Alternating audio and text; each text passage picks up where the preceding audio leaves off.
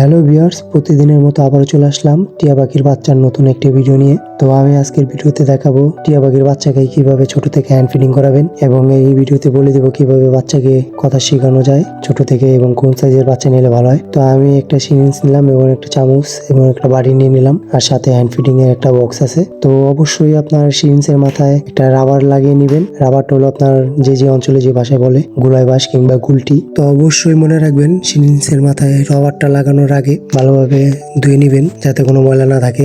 আর পরিমাণ মতন hand feeding বাচ্চা অনুযায়ী নিবেন। অতিরিক্ত হ্যান্ড ফিডিং যদি গোলান পরে বাসি হ্যান্ড ফিডিং খাওয়ানো যাবে না, নগদেরটা নগদ খাওয়াই দিবেন। তো আমি পরিমাণ মতন কিছু চামচ হ্যান্ড ফিডিং নিয়ে নিব, আর পানি পরিমাণ মতন অল্প অল্প করে নিব। পানি অল্প অল্প করে নিলে দেখা যায় পরিমাণ মতন নেওয়া যায়, আর না এলে বেশি করে নিলে পরে ফেলানো যায় না, খাবার উপরে যায়। তো খেয়াল রাখবেন বেশি পাতলা যাতে না হয়, বেশি শক্ত যাতে না হয়, সিরিঞ্জে যাতে সহজে নিতে পারেন। তো চেষ্টা করবেন 25 দিনের আগের বাচ্চা নেওয়ার, কারণ ওদের খাবারের চাহিদা বেশি থাকে। আপনি যদি নতুন হয়ে থাকেন তাহলে সহজেই খাওয়াতে পারবেন। খাবারের বক্সের মুখটা ভালোভাবে লাগিয়ে নেবেন যাতে হাওয়া ঢুকে খাবারটা নষ্ট না হয়। আর বাচ্চাকে ছোট থেকে কিভাবে কথা শিখাবেন, বাচ্চাকে যদি ছোট থেকে কথা শিখাতে চান তাহলে সবসময় কাছে রাখার চেষ্টা করবেন, আর আপনি যা বলবেন তা অবিকল বাচ্চা নকল করার চেষ্টা করবে।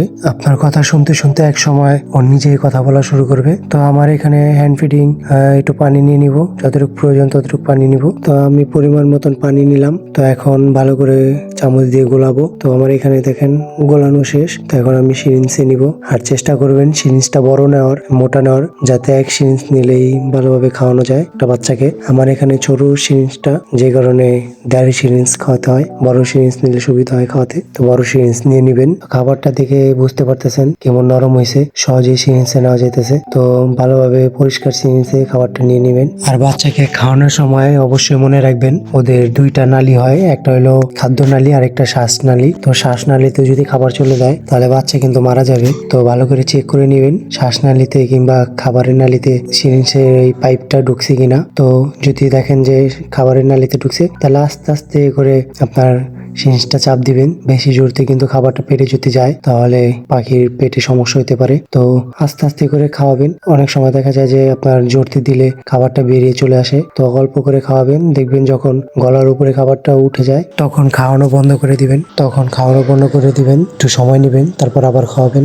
আর ওদের পেট সামনেই হয়, যে কারণে সহজেই দেখা যায় কতটুকু পেট ভরছে। তো আপনি হাত দিয়ে দেখবেন যে একদম শক্ত হয়েছে কিনা। পেট একদম শক্ত হলে আর খাওয়াবেন না, পেট কিছুটা ফাঁকা রাখবেন। আমি সব চেক করে নিব পরে যে বাচ্চার পেট একদম ফুল শক্ত হয়েছে কিনা। তো দেখতে পারতেছেন 25 দিনের যে বাচ্চাগুলো এগুলো সহজেই খাইতেছে। আর একটা আছে আমার এখানে বড়, এটা হলো 40 দিন বয়স। এছাড়া যে কয়টা আছে সব 25 দিন কিংবা 20 দিনের উপরে, 25 দিনের নিচে আছে, মাঝামাঝি 23-24 দিনের আছে বাচ্চা। তো আমি সব চেক করে নিয়েছি। দেখতে পারতেছেন আমার এখানে সব অ্যাক্টিভ বাচ্চা, শুধু বড়টা বাদে। বড়টা এখন জোর করে খাওয়ানো লাগে, আর ছোটগুলা নিজের ইচ্ছায় খাওয়ার চেষ্টা করে, হাত দিলেই খাবার খাইতে চায়। তো আরেকটা কথা বলে দিচ্ছি, টিয়া পাখি বছরে একবার বাচ্চা হয়। তো টিয়া পাখির সাথে সাথে আরো একটা বাচ্চা বের হয়, ওটা হলো মদনা টিয়া পাখির বাচ্চা। তো এই দুইটার পার্থক্য কিভাবে বুঝবেন, টিয়া পাখির ঠোঁট হলো লাল হয়ে থাকে একদম গাঢ়, আর ওইটার ঠোঁট হালকা হলুদ হয়। আর টিয়া পাখির নখ দেখবেন একদম কালো, আর ওইটার নখ সাদা হয়। তো এইভাবে পার্থক্য বুঝবেন।